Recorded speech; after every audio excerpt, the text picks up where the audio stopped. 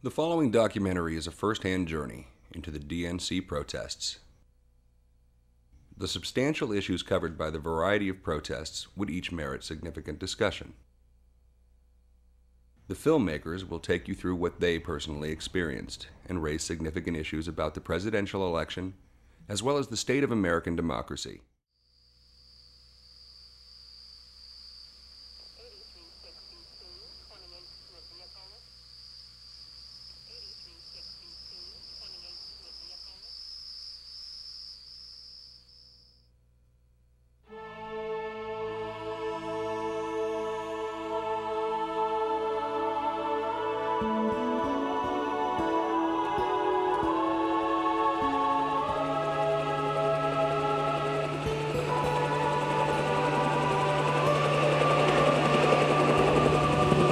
It all started rather innocently.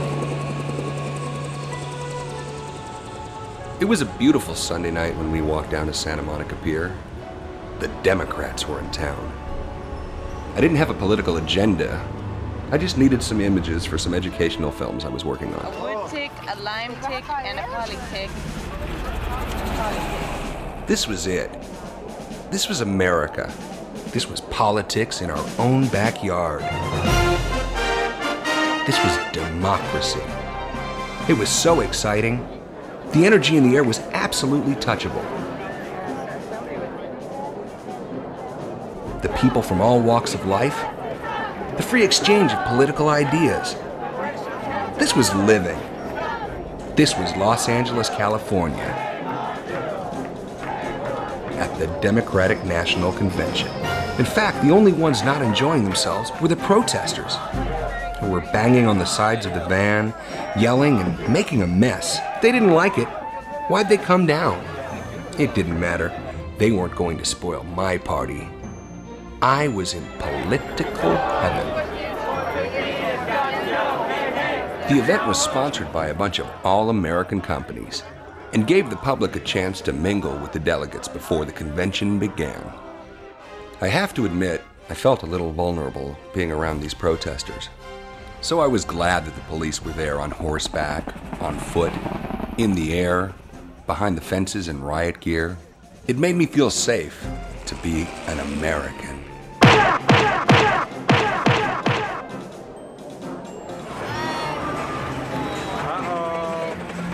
You're gonna get busted. It was time to eat. All we could find was a place that was having what was called a green party. What could be better? A cold beer? Intellectual political conversation? Good company? Run to the core. We gotta do something critical. The protesters outside were so loud, so I grabbed my Green Party t-shirt and I headed outside to see what was happening. The situation had gotten a little bit tense. The protesters were beginning to interfere with the delegates' ability to get into a party mood. So the police took quick and impressive action, dividing the protesters with their horses.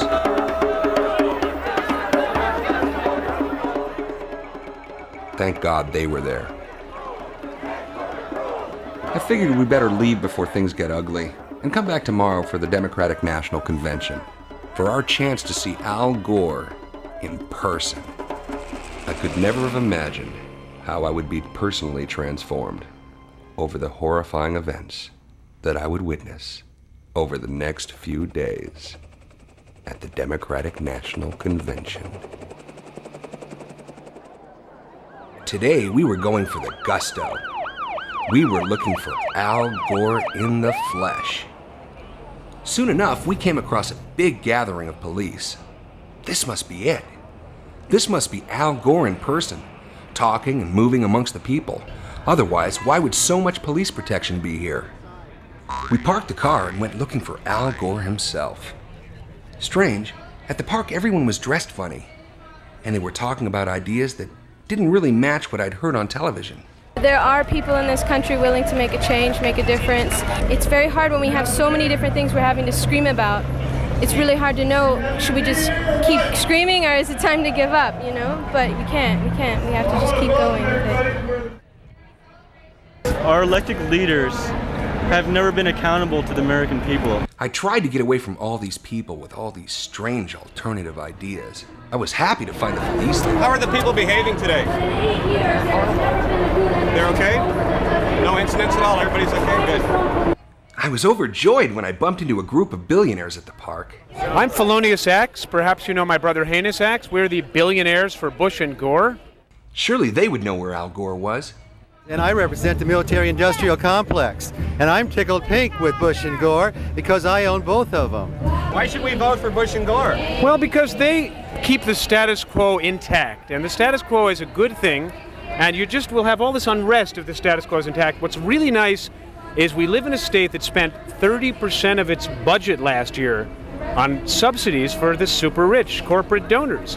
Now, 30% is a nice start, but my feeling is we're in favor of proportional representation.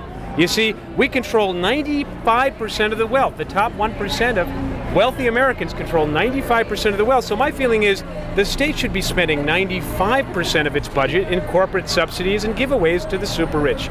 Finally, my first political discussion. And with genuine billionaires. This was democracy. I surmise it's too late for you to restore the democracy that the forefathers envisioned for you. You know, our forefathers would shit if they'd see what was happening right now. What we're eating today, we're eating food, fresh organic fruit, rice and beans, organic salads. Why spend money on education, on environment?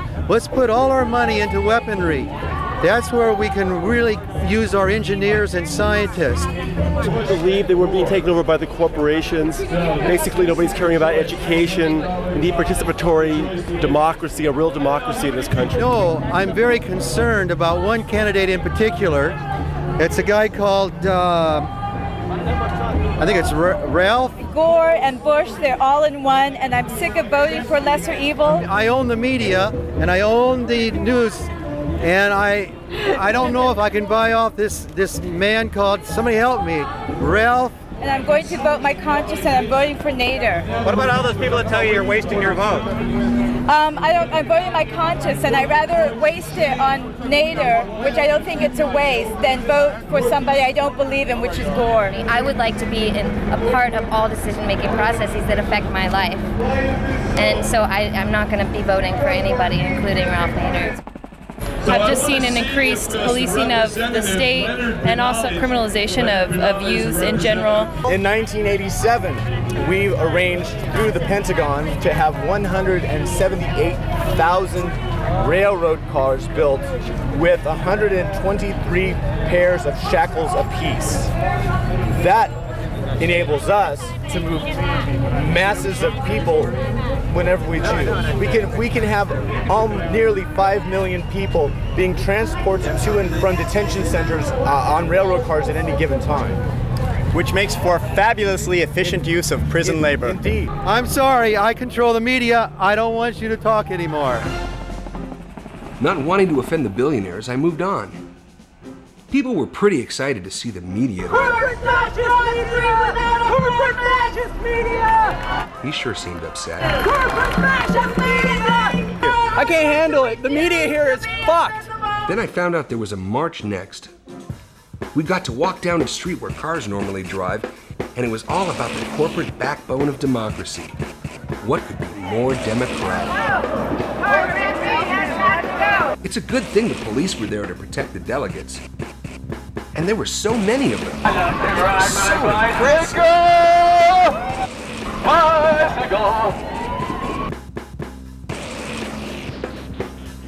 Clearly, the LAPD is simply trying to send a message.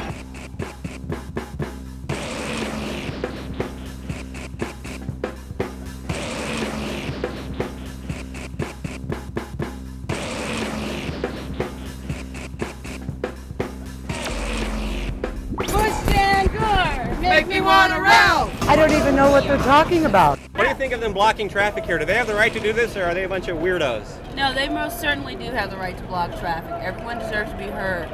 So you guys, you have to have your chance, and I'll wait until you're finished. Cool, thank you. You're quite welcome. We're moving through buildings that actually reflect corporate globalization and the heaping of misery on the third world. That's the statement we need to make and not let it be deflected by police tactics. They were everywhere. On the street corners, on bicycles, in the sky. As a marcher, I was so glad they were there to protect us. Who streets? Our streets! Who streets? Our streets! Who streets? Our streets! This was the city's finest hour, and I could tell my new friends were proud. Stand up and be counted! We've ruled this country for too long from behind closed limo doors! We matter and you don't! Whose world? Whose street? Whose streets? Our street. Whose streets? Our street. Whose streets? Take the streets! Hey, what time is Rage Against the Machine playing? Don't forget the concert tonight by Rage Against the Machine right across the street. A free concert tonight with a group called Rage Against the Machine. Now that sounded hip. Al Gore could wait till tomorrow. I was ready for a concert. We encountered a bit of heavy traffic on the way downtown and had no idea that the night had turned into a melee. Some call it a police riot. Needless to say, we had never made it to the concert that night. Is the concert over? Yeah. Okay.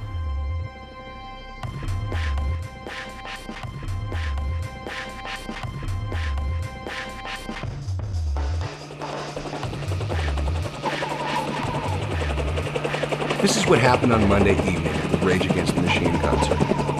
It all began at a small portion of fence near the Staples Center, where the police and a very small group of protesters were playing cat and mouse. The police would advance, the protesters would panic and flee back into the crowd, and the police would retreat. There was a group of quote-unquote anarchists, or the black-clad contingents. Two people climbed on top of the fence and were waving a black flag.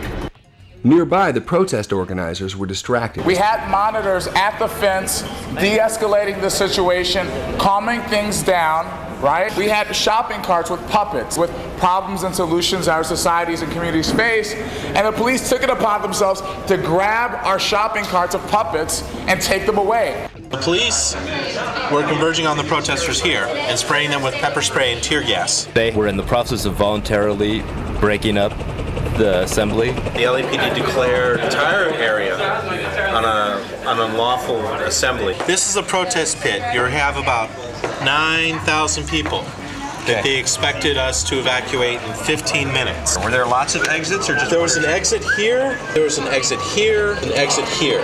That raid was planned. It was planned ahead of time. It was timed, and we were set up. Police were here. They're on horseback. They're all over. 10 minutes into it, they shot the lights. Now it's blacked out. People are confused. The police opened fire on the people exiting the venue with rubber bullets, bean bags, tear gas, pepper spray, and percussion grenades. We started hearing the firing up ahead of us. You know people that got shot by rubber bullets? Everyone got shot. And they were firing at the people who said, I think it's time to get out of here. The hardcore was still back there. It was like they started shooting innocent people with beanbags for no reason. People with video cameras and the like were being targeted with the rubber bullets. They were shooting people that had nothing to do with it. They were in the store. We can't even have a concert without 2,000 cops coming out and shooting them straight in the chest. And a whole bunch of people right here. People who were trying to exit could not. The police had their batons out, and they were taking wide swings. And it was a mad scramble, and people were falling over these concrete barricades. The people behind me that were trying to push, I had no choice but to push people. The firing was getting closer. People had their hands up like this. Let's be honest. Who's violent in this situation? It is not the youth. They have a right to come out to the streets and fight for what's true. Countless survivors attest to being chased by the police to all corners of the city.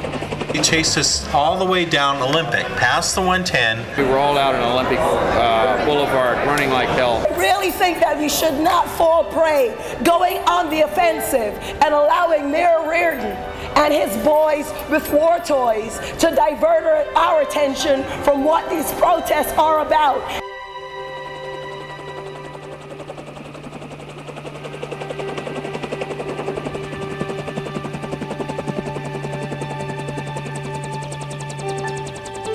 It was basically trying to kill a fly with a nuclear missile.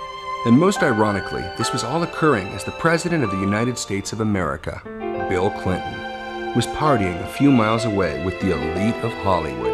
The next day I was pissed. I was ready to make a citizen's arrest on the Los Angeles Police Department. I called the cops on him. That was fun. I got in a fucking political argument. He said, why don't they watch it on TV? He said, my best advice is don't tell them to go there. If you want to keep them from getting hurt, tell them to watch it on TV.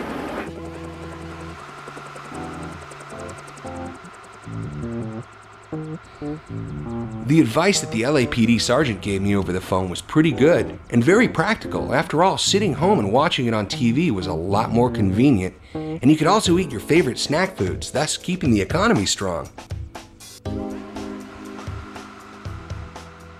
I wanted to get confirmation from a young person that this was good advice. They said the best thing U.S. teenagers should do is stay home to stay safe. What do you think of that? The sergeant in charge of it said that to me.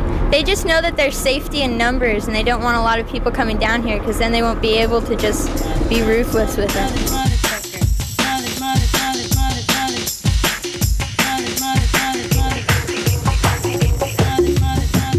I believe that any moving force can change. 70 million kids that are ready to vote, and it will radically change the political landscape. Kids need to hear the truth. We have the right to assemble. That's the reason we wrote this Constitution. That's the process of militaristic takeover by private police. Today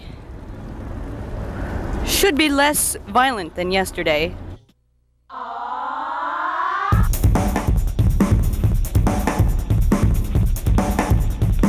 Tensions around Patriotic Hall were already kind of high. After all, last night the police had stormed in claiming there was a bomb and shut down the broadcast of the alternative press. Coincidences like this keep those pesky alternative voices from being heard during this convention. I went outside for a breath of fresh city air and was excited to see the police there yet again. This time, apparently the victim of democratic vigilance was a permitted bicycle riding route from critical mass. Police sure were on top of it. People on the bicycles must have done something really horrible to get arrested, right? Well, it didn't seem that way. We were riding for a really long time. This giant phalanx of motorcycle cops joins us. Ride a bike, go to jail. Zero tolerance bike policy. Oh, that was the bike march? Yep. Yeah, it was. And they were following us, and there didn't seem to be any problem. The motorcycle cops forced us to go the wrong way up a one-way street, which incidentally is one of the charges against me now. And all of a sudden, at one point, they just pulled in front with the police cars and the sirens on, jumped out. I saw them knock someone off the bike, and everyone turned around and just tried to get away as fast as possible. And then they told us all to get off our bikes. Get off your bikes, get off your bikes. I just want to get to Patriotic Hall, and I didn't even get that whole sentence out. I got like, I just want to. And he goes, I don't care what you want, get up against the fence.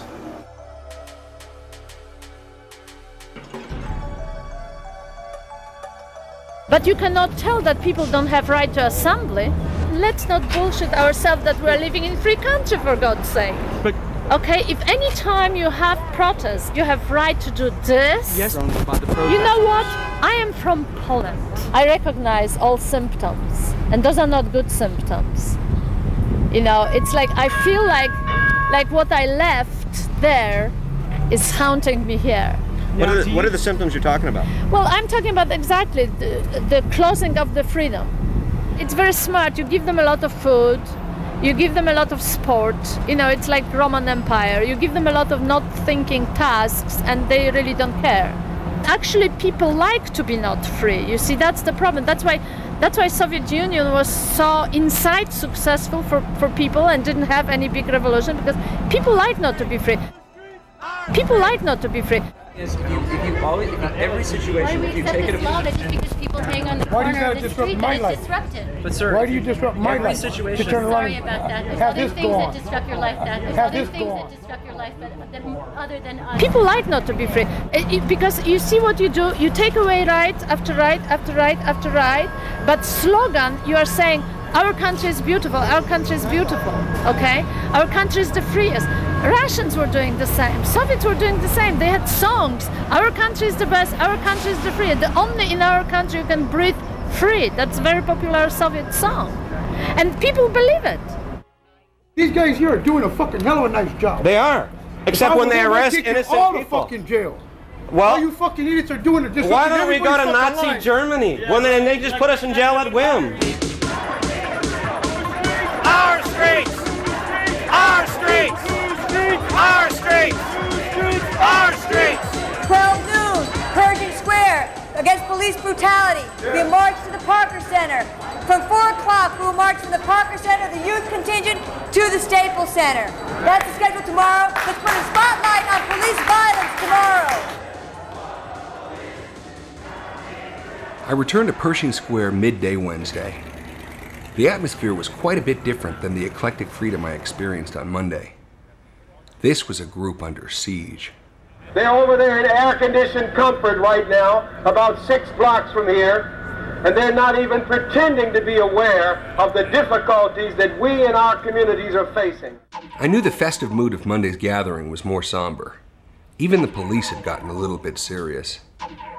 I'd never seen an armed paramedic before in my life. I was cheered up a bit to see my good friend the Billionaire. After I saw those damn protesters causing all that trouble on Monday night on the news, because I wasn't there and I believe the news. And why shouldn't you believe the news, my friend? It tells you exactly what you need to know. The news promotes stability, after all, and stability is what we all want, isn't it? We want no change in the status quo. I soon bumped into other familiar faces from Monday. Whenever they're in public like this, they won't do anything bad. Have you noticed that? Yeah, I pretty much noticed that. But it's like, also supposedly yesterday there was some anarchists who were beaten, and there was no record of that in the media at all. There was nothing about that. Wait a minute. Did you just see that? Or is that just my paranoia? What do you think of the behavior of the police over the course of the last 3 days? I think they've overreacted. I think they're trying to tell us what's coming up in the future about how they're going to control the population. The First Amendment to the United States Constitution expressly protects the right of people to associate and peaceably assemble to redress grievances. It is every American's right to peacefully assemble. It is wrong for police to discourage that right, and it's certainly wrong for them to violate that right, as they've been doing in Los Angeles this week. And a lot of them say the best thing for protesters to do is just not come down, watch it on TV. That's pretty good advice, isn't it? Yeah, that's a way for people to express their ideas and to participate in a democracy. Right now, less than 50% of the people vote because they're tremendously impressed with the system. They don't even want to show up to vote. I was looking for answers to tough questions, so I expanded my search to boldly go where no one had gone before. You guys look not of this world. Oh yeah. That's right, we're from Vulcan. You are. Are things different out there? Absolutely, there is no institutionalized hierarchy on Vulcan. Soon my camera caught the attention of the local news. This was it. My 15 minutes of fame. We're being taped as we're interviewing you. This may be a first. We're interviewing you as you're interviewing me. That's correct. Are the people here unruly? Not at all. Are the people here a threat? Not that I notice. As a professional reporter, I've not noticed a threat at all here today. If this same group of people encounters violence, the youth have been meeting in LA for the past 6 weeks to organize a youth contingent to go up to Staples Centers and show them that the youth are not going to let them get away with what they're doing. My son is one of over 2,000 people that were killed. He's right here in this book called Stolen Lives. Anyway, my son was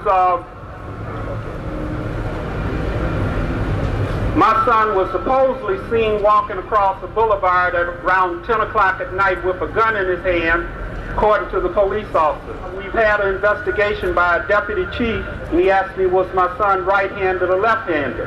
I said my son was right-handed. He said, well, that explains things. There was gunpowder in your son's left hand, but none in your right hand. So he says, I think we know what's happening in that situation.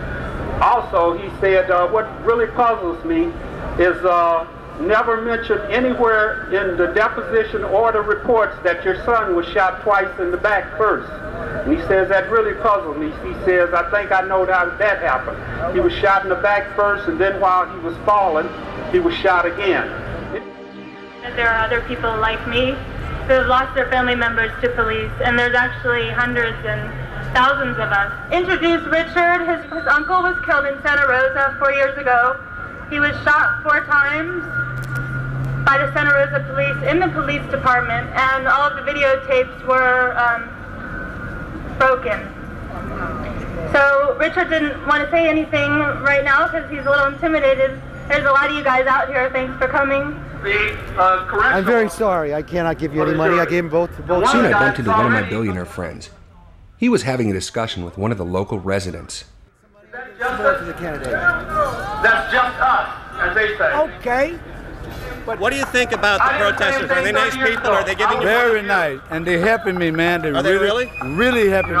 Cool. The police told me today that blacks can't come no further than Broadway. Why do you think they're doing that? Are they trying to make the city look different than it really is? Yeah, that's right. They're trying to hide the dirt. This city is dirty. What they consider the dirt. What they consider the dirt. Hey, this city is dirty. They treat people bad. I don't know, man. Y'all from the same tree. We all from the same They don't tree. know that, though, do they? We all fought in Vietnam. We fought to make this thing free. Did you fight in Vietnam? Yeah, this thing ain't free. You fought in Vietnam? It ain't free no more, man. I saw slut, flies, gnats. What rank were you? Sergeant. Sergeant? Yeah, what they're doing here is nothing but another Vietnam. When we got there, this is how it was. Shit, This is man. how it was. Same way it's happening What now. the hell are you doing asking for money if you're a veteran? Shouldn't they be taking care of your ass? Because they got a backlog, they say, and like they trying to catch up on their people. Bullshit. I know it's bullshit, but that's how they get away with it. What would you like to see happen? I would like to see the whole system change, that the people take over again. The people are the country. Up against the wall and get down, down, down in the dirt and crawl. Put your hands on your head and spread them, or else you're dead. Niggas, you heard what I said. Guilty or not, if you're a black man, you just might get shot. Convicted, executed, right there on the spot. They're making it hot. Out in the street, him lying under a sheet. Him started running, cause them started gunning him down. Cause him was black or brown. Racist white cop. You know the guy shoots and say, hey, stop. And another brother dead, a lying in the gutter dying, and another mother crying. And the crowd gathers round, some getting angry, and some just starting to clown, because it really ain't no new news. It's just another case of the black man's blues. No justice, no peace. Thank you, my brother. Go over there and let's start lining up in an organized and disciplined way. They ain't no stopping us now.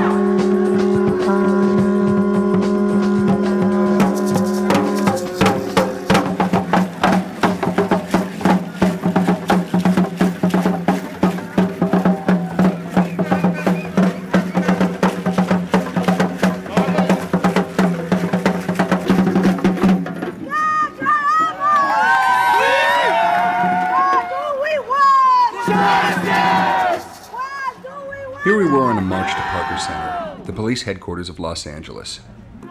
When I made the choice to go on this march, little did I know I too was crossing enemy lines. The sheer mass of officers made this more like a military occupation than a place of political expression. This seemed appropriate because the local police were backed up by 2,700 California Highway Patrol officers from all over the state. Many of these protesters were veterans. Having survived the police riot on Monday evening, so far they had marched about problems with immigration, the effects of big money on the elections, the war on drugs and the victims, stolen lives and police brutality, defense spending, the WTO and corporate globalization, the exclusion of Ralph Nader from the presidential debates, human need, not corporate greed, the wealth gap, saving Iraqi children, women's rights, critical mass bicycle rights, justice for youth, the MTA and bus riders union, ministers against global injustice, campaign finance reform, and now the march and rally against mass incarceration, police brutality, the death penalty, and freedom to political prisoners. These all sound like reasonable, important issues that should be faced at the Democratic National Convention and the Republican Convention that had occurred a few weeks before. But they were left to be talked about on the streets of America, and these streets were occupied. We were all clearly behind enemy lines. So I decided to join them as a fellow citizen on their march to Parker Center to protest police brutality. streets that were only dirt paths a few generations ago, where Native Americans lived in harmony with their environment, with no cars, with no skyscrapers, in what is now modern downtown Los Angeles.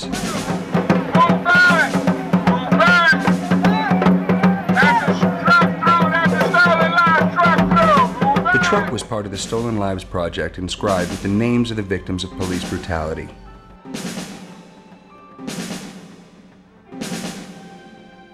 It was obvious that after Monday night, the organizers of the demonstration were incredibly careful to keep the people in place and to avoid any hostility with the police.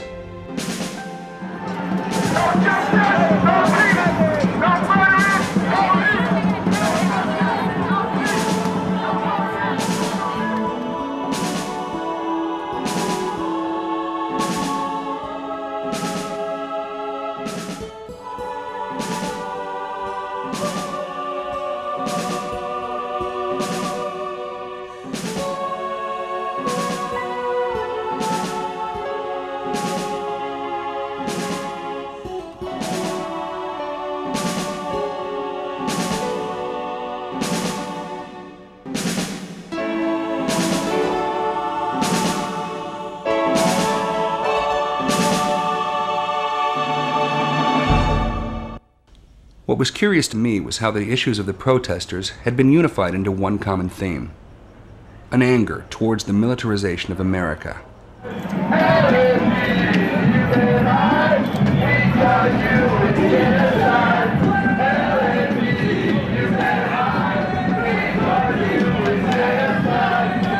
Now, this was a theme that I'd never heard before, but evidence was coming up on every side that this was a valid issue. One of the billionaires was nearby, proudly exalting the police as the saviors of democracy. The billions of dollars we spend keeping everything under control, keep this rabble in line so we don't change the status quo. I have to admit, I was beginning to mistrust the billionaires.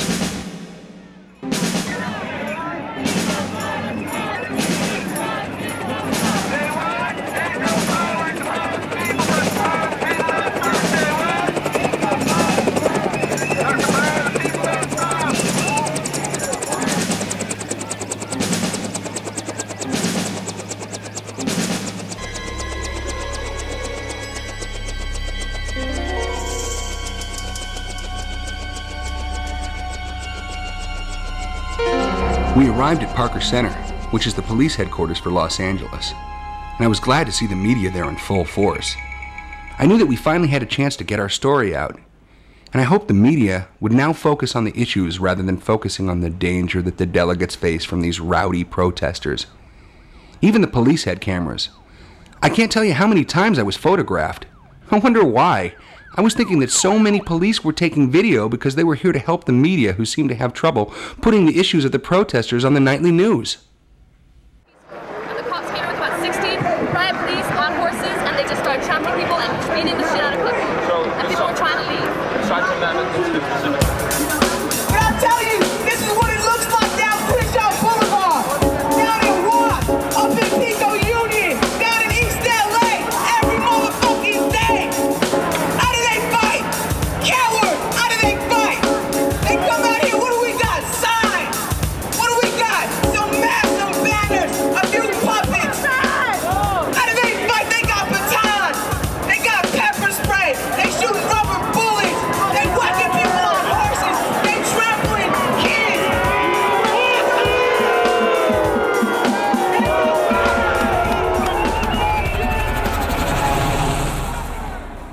The people listening to the billionaires became more and more scarce. I started to feel sorry for them, those misguided billionaires.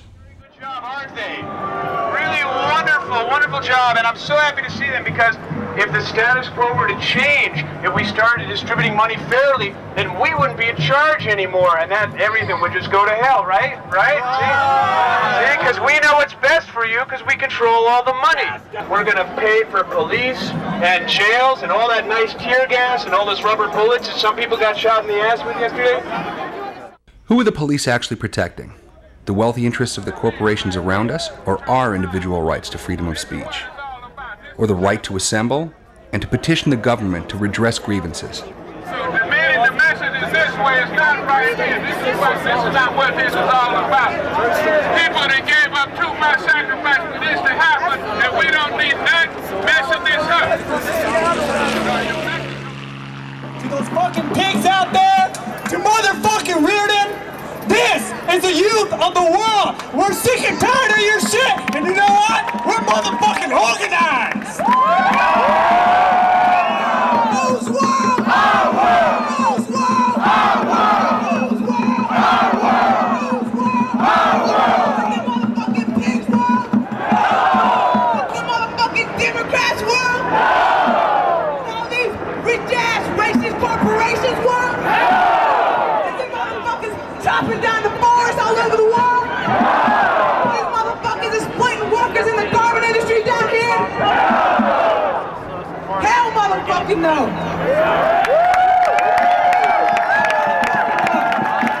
Jill, put your fist in the air! And say, I stand! With the people of the world! People of the world! I stand!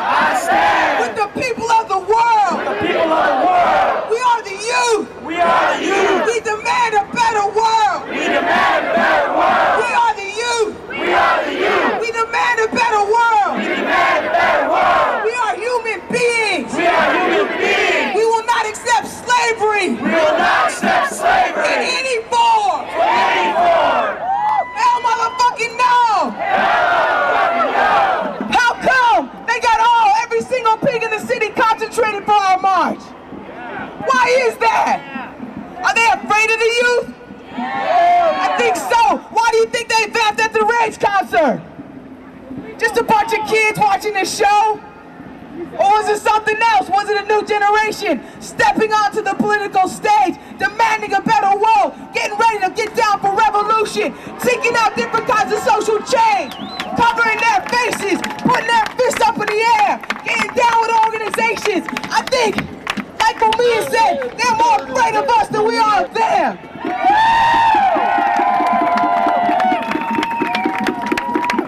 Let's mobilize the march! March! Are y'all ready to march? Are y'all gonna be fearless in battle? Are y'all gonna defend each other and protect one another? Are y'all gonna fight for unity and not for the division? Are we gonna let them take out our brothers and sisters from this march? Are we gonna take the streets? Are we gonna put our fists in the air and say, hell motherfucking no?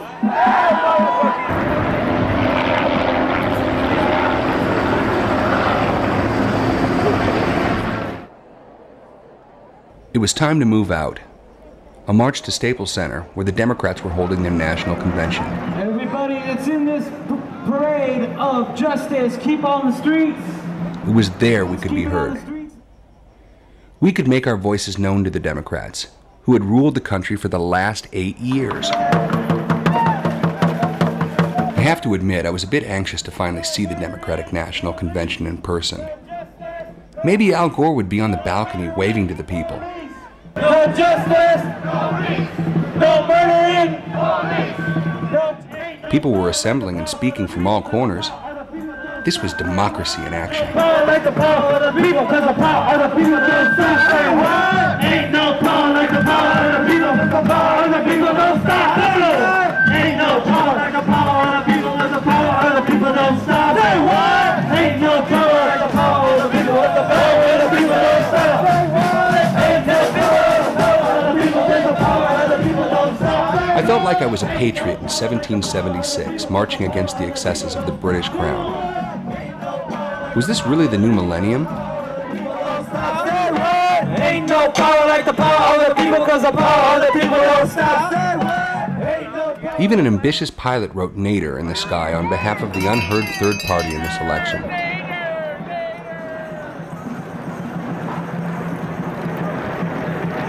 But as we approached Staples Center, I suddenly sensed something was wrong.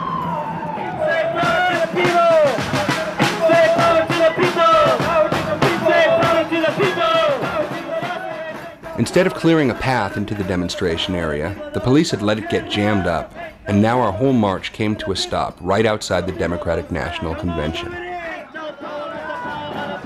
streets are these? Whose streets? Whose streets? Our streets! Whose streets? This couldn't be good. Here we were stopped in the intersection with no place to go. We couldn't go forward, we couldn't go backwards, and it appeared as if we were pawns being played by the police in a game larger than any of us could possibly know. Clearly, stopping in traffic was a violation of peaceable assembly, but the fact that we had nowhere to go made the situation all the more tense. The police around us appeared gleeful as they looked on to us with their bulging biceps and triceps, their glistening military hardware, their beanbags, their rubber bullets, their tear gas all ready for spraying. They were ready for action. This was a showdown, American style.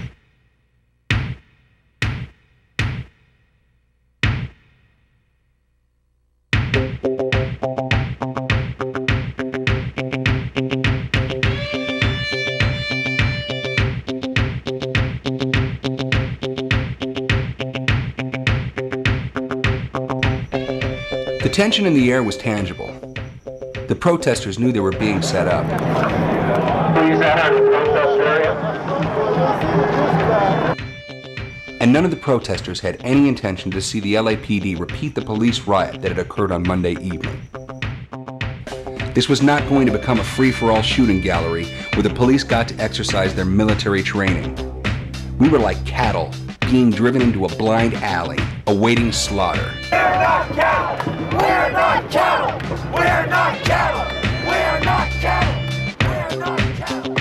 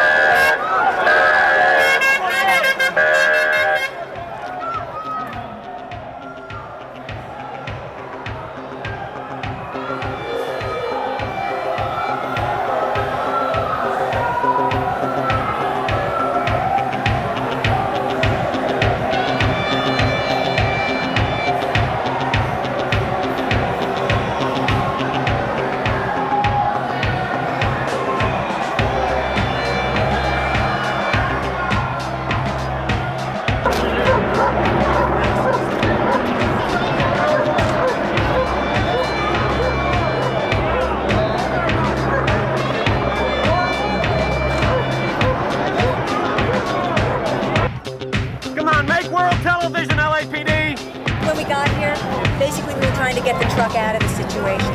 We were able to move the truck out. We were closing the hole as soon as the truck was gone. But the police knocked the protester to the ground, escalated a little bit. One police took his club, started swinging at the protesters. They had garbage can tops. Thankfully, the clubs were hitting the garbage can tops. Myself and a couple other women tried to form a barrier. We were knocked down by police clubs behind us. It was a very dangerous situation. We kept trying to keep it. Then another cop attacked another protester over here. And at that point, they just sort of pushed people back. They moved cops in the center. A couple shots were fired that divided the crowd, and it became a very difficult situation. And I told the police that they escalated it. They had some bad cops they needed to take out of the line, and they needed to demonstrate through what they did, not what they said, that they were serious about helping to de-escalate the situation by taking police out. We told the protesters that we had some choices. We could either go in or we had to get out, but we couldn't stay. So we had to go back and forth. One group wanted to stay, another group wanted to leave. People were afraid to go inside to that area based on what happened Monday night. They felt like it was a trap. And quite frankly, that's a legitimate fear, right? I didn't want to go inside there with this police present what's just happened.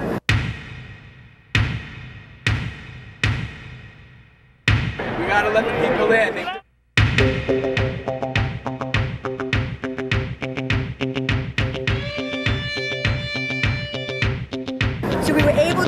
a place where everyone could reach agreement that the best thing to do was to open up the space, let people make a decision whether they wanted to go in or go out, and create enough time for people to move. Ladies and gentlemen, what I'm going to do here in a minute, if you work with me, as soon as I can move all these assets out of the intersection, I'm going to open up the skirmish line and we will let people start pulling in from the other side. Please, we would like this to go all night long for you and give you the opportunity to protest as late as you are allowed to do and exercise all your First Amendment rights. We are here to support those rights. Yeah, right. We're here to protect those rights. Yeah, right. But you need to help us do that.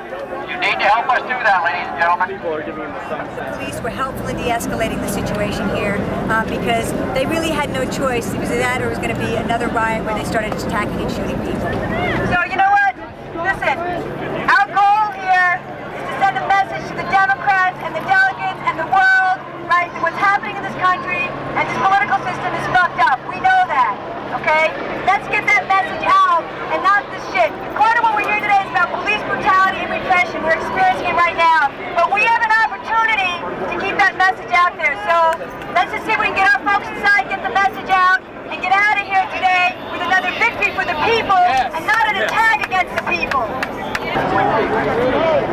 We gotta keep it open, they're coming in. Let's do this quickly. Keep it open! Keep it open!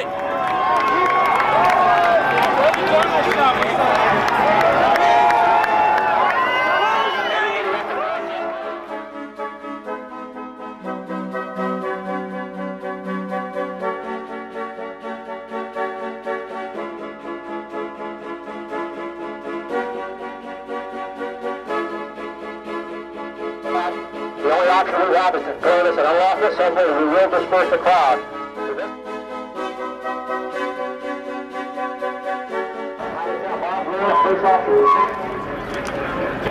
Police officer from the City of Los Angeles, I'm here playing to throw this at unlawful assembly. If you do not do so, you may be arrested or subject to other police action. Section 409 of the Penal Code. Atención, yo soy oficial Nieve, una policía oficial de la ciudad de Los Ángeles. Yo declaro que esta es una asamblea ilegal y en nombre de... Suddenly, I found a hot dog sales vendor. I knew I'd be safe here. So I waited and I watched. The police, if they act reasonably, right, there's a way to create a situation where everybody can win. And I think we were able to do that today. Our main concern is public safety. We don't want any violence here. We are nonviolent protesters. We want to get our message about police brutality out. Unfortunately, it was police brutality that attracted all this attention today. So it appeared the situation was solved and it appeared the protest was over. And instead of entering into the protest corral, everyone headed north. I was wandering around in a bit of a daze, admiring the impromptu steel drum band that appeared out of nowhere.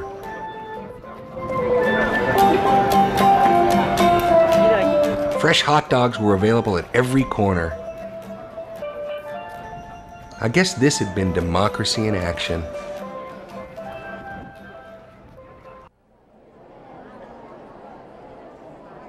I headed back, and when I found hundreds of policemen, I knew I was at Pershing Square, where tired protesters had gathered to plan for tomorrow's activities.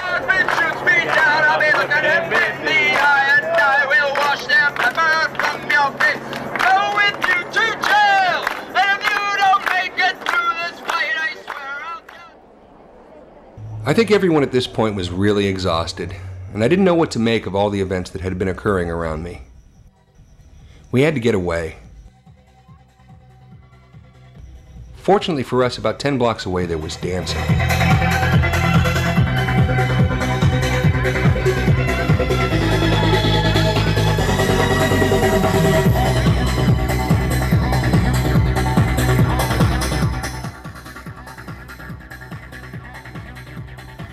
That whole week, a peaceful rave was taking place, where young people danced into the night. Their theme was "Dancing is not a crime," and it seemed to me peculiar that in a so-called free society, such obvious statements had to be made.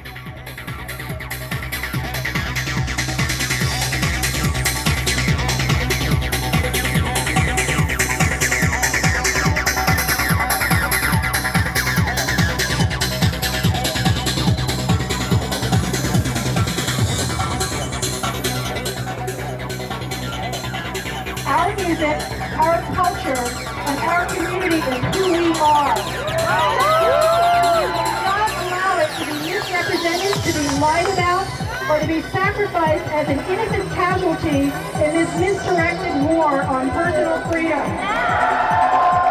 So we gathered our strength in the moonlight, for the next day was the final day, where all of the events that had occurred in the last week would come together in a sombering conclusion at the Democratic National Convention. A few days ago, I had started as a mere observer, looking for a chance to see democracy in action, and maybe, just maybe, a chance to see Al Gore in the flesh, waving happily to his admiring public. But over the last couple of days, I did a transformation from observer to participant. Here we were at the Staples Center. I was rubbing elbows with the political elite of the Democratic Party. So I decided to go inside the convention area as a registered Democrat and ask the delegates what they thought the issues were that were on the people's minds. If I'm a registered Democrat, can I come in? Now without a proper pass. Huh, there was no way in. Is anybody going to vote for George Bush here, or are we just talking Gore? None of the delegates would talk to me. Can I convert anybody over to Republican today? Finally, I ran into this patriotic doctor. This is patriotic, erotic, itsy bitsy teeny weeny bikini. Excellent. And although she wasn't a delegate, she did seem to be aware of the Bill of Rights. Freedom of speech or the so that out, are you practicing your constitutional rights? I am an equal opportunity offender and delighter. You know, the work that I do delights some people and it offends some people, and it's in the eyes, ears, and nose of the beholder as to what sexuality is. Whether it makes you want to stand up and salute, or whether it offends you, disgusts you, makes you want to run out into the streets and protest. You know, people are offended and delighted by many of the same things, and we really can't control that because this is a nation of great diversity. As our sex president, Billy Jeff, says, we must not simply tolerate diversity, we must honor it and celebrate it.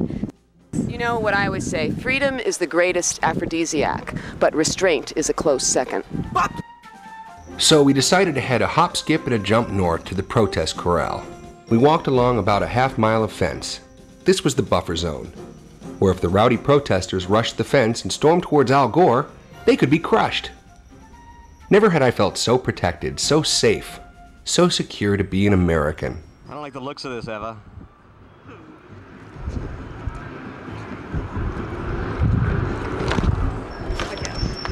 Ow! Ow! I'm suing! I'm suing!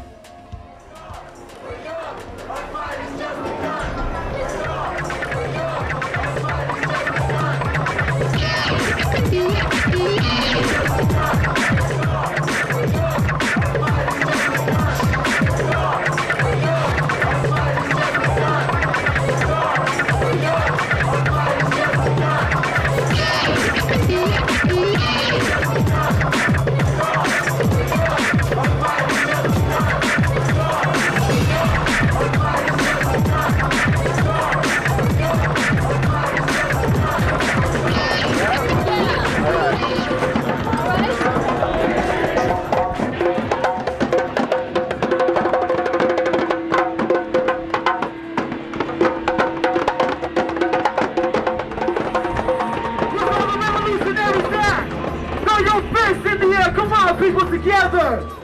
We are the East LA Samoa Factory, and we support change. And we want to invite everybody out here tonight to celebrate life, because life is beautiful. Let me hear you guys make some noise. Come on, make some noise.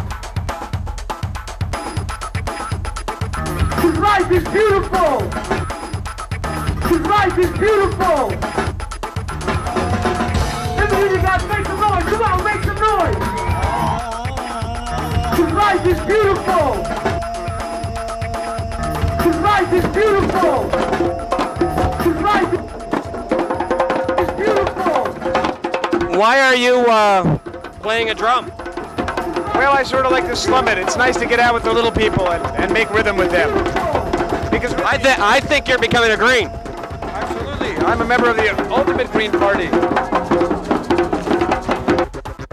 Life is beautiful.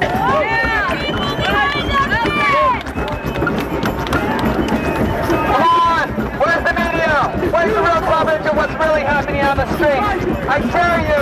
I double dog dare you. Come on, media. Let's see you cover something for real. Cover the American people behind a giant fence, a giant prison for the protesters. And we identify two ways of paying the debt. One is doing actions with respect to Latin America. And that is change the foreign policy. What's that chopper doing, you know? Conditions of Go away! Go away! Whoever that pilot is should be fired, should be reprimanded. You can only push so much the sound levels here without hurting people's ears and without feeding back. So he was definitely affecting what was happening on stage. Is there a way to find out if that's an LAPD chopper up there? Yeah. Is that an LAPD chopper? As far as I know, it is. Is there anybody from the Los Angeles Police Department I can talk to about them violating our First Amendment rights and intimidating us with that police helicopter? Can I ask if that's an LAPD helicopter up there? It is. But they're violating the First Amendment rights for speech. They're interfering with a lawful assembly. By having that helicopter interfering with a lawful assembly, that's actually a violation of their constitutional rights.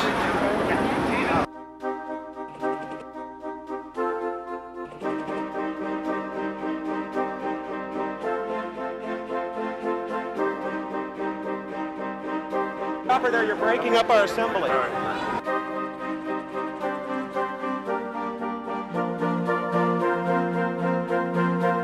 I'm going to file a complaint with the FAA over it. Anybody have a pilot and a lawyer? He's violating about half the federal aviation regulations in the book. And I need names of anybody who will testify to his altitude. This is nothing but harassment. He's circling over and over and over. If this man lost an engine right now, he would have no place to go. Do you think this is an attempt to drown out the interviews? That's obvious. What other purpose is he serving? If he was 600 feet up, you think he could still see this crowd? Yes. He could see it a lot better, couldn't he? He could also see what's happening down side streets. He could also see what's happening on the periphery. What do you think of that helicopter? It's like low-intensity warfare type. Very difficult, very, very difficult to hear. It's getting lower and lower. The people of Colombia! What I couldn't understand is how people were still dancing, celebrating, and having fun amidst all this chaos. There was a spirit burning in each person here. I couldn't quite describe it, but I knew that whatever it was the opposite of what the police presence meant. By now, Al Gore's speech to the delegates was over. He hadn't made an appearance on the balcony, and the issues of the protesters were drowned out by helicopters overhead.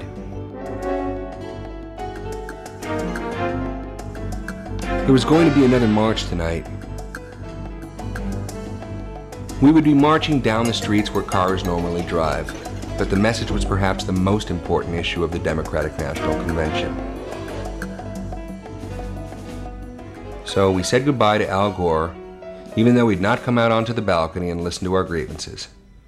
We waved goodbye to the delegates, who were probably on their way back to their hotel rooms by now. We waved goodbye to the police, but they came anyway.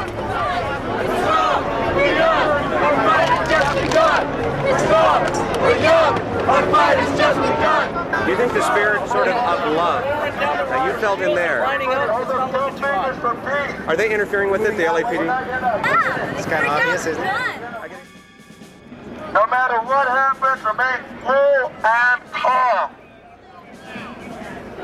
Brothers and sisters, lift up 2 fingers in solidarity. To continue to speak out, continue to demonstrate, and to be careful not to become victims of violence.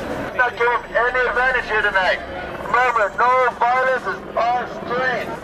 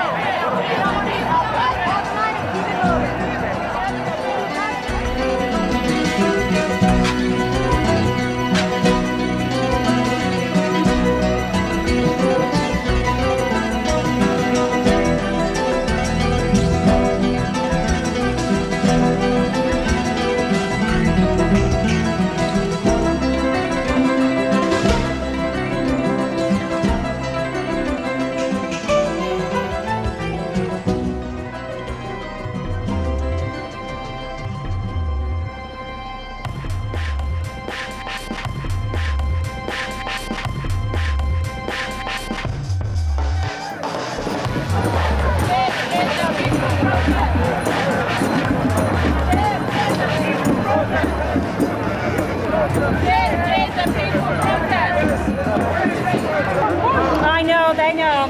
Let's go, please, let's go. See, that's why we're just trying to keep everybody away from them.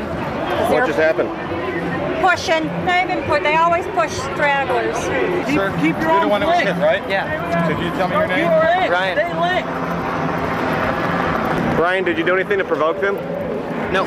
What happened? I walked down the stairs. I walked down the stairs and he started hitting me with his baton. The guy started hitting you with the baton just now? Started hitting me in the back with the baton just because I was walking downstairs. I wasn't walking fast enough for him. Did you obey what he told you to do? Exactly what he told me to do. Yet, where did he hit you physically? In the back. Show me where. Anybody else see it? I saw it.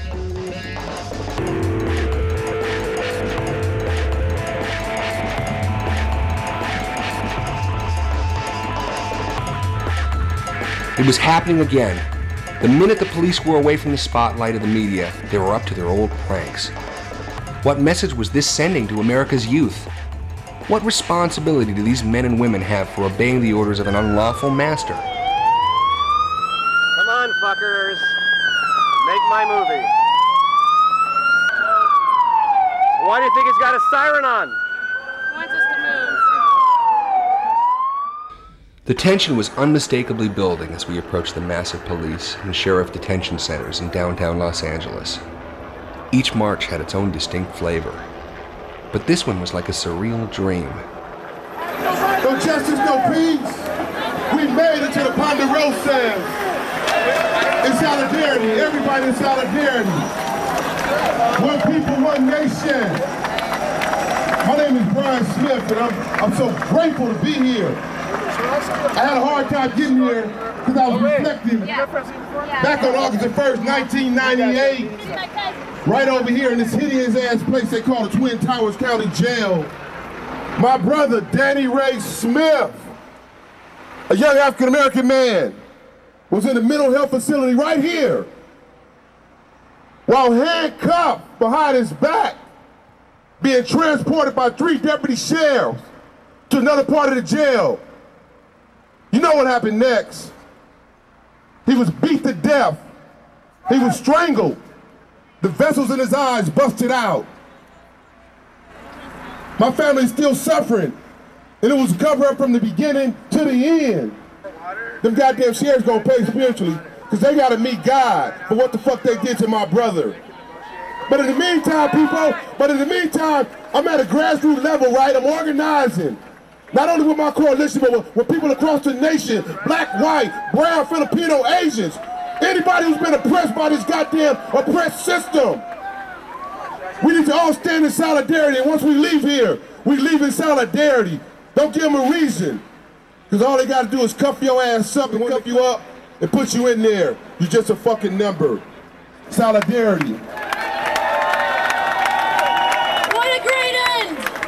What a great end to a week of protest where we showed the Democrats and the Republicans and the Los Angeles Police Department whose streets these are. Whose streets are these? Our streets! Whose world? Our world! Whose world? Our world! Raise our fists in the air and think about what we accomplished this week and think about whose world this is. So a moment of silence for our brothers and sisters right over there in the Twin Towers. Hands up.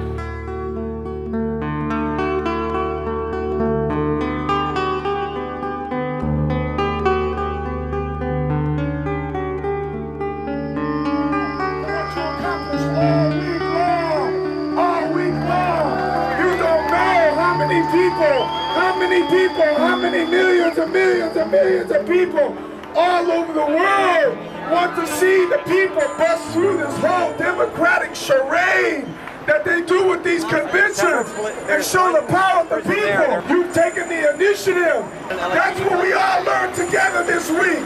That's what we all learned together. You stood up. You stood up against the largest prison industrialization in this country, so you marched. And when the LAPD told you you couldn't march, you marched anyway. You did not back down. You did not back down. You did not back down. You did not back down from the top. You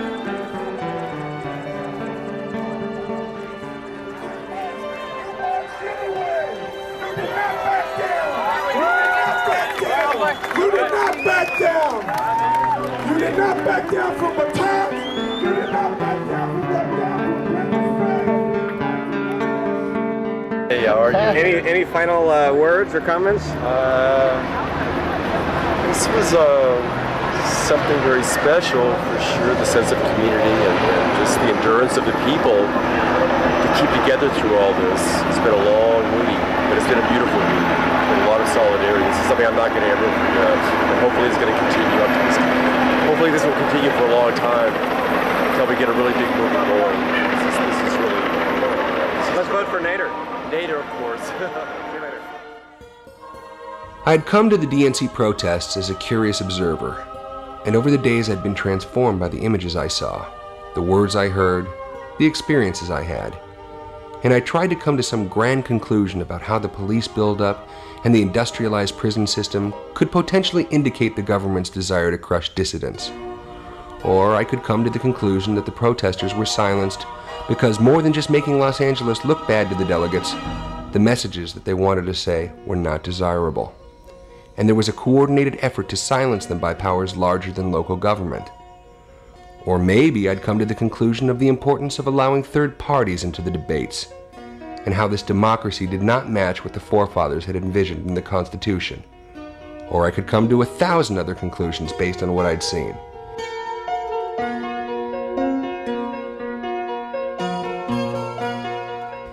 But the strongest conclusion I came to was there do appear to be enemy lines in this country, and when you step across to the other side, it's impossible to return. Which side are you on?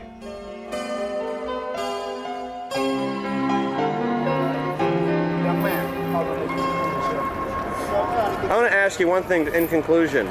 Do you think these young people were,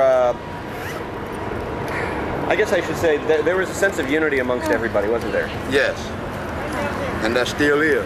And do you think these people shouldn't let all of the, I mean, it got kind of ridiculous after a while. Do you think we shouldn't let the police intimidate us? Do you think we should? No, shouldn't.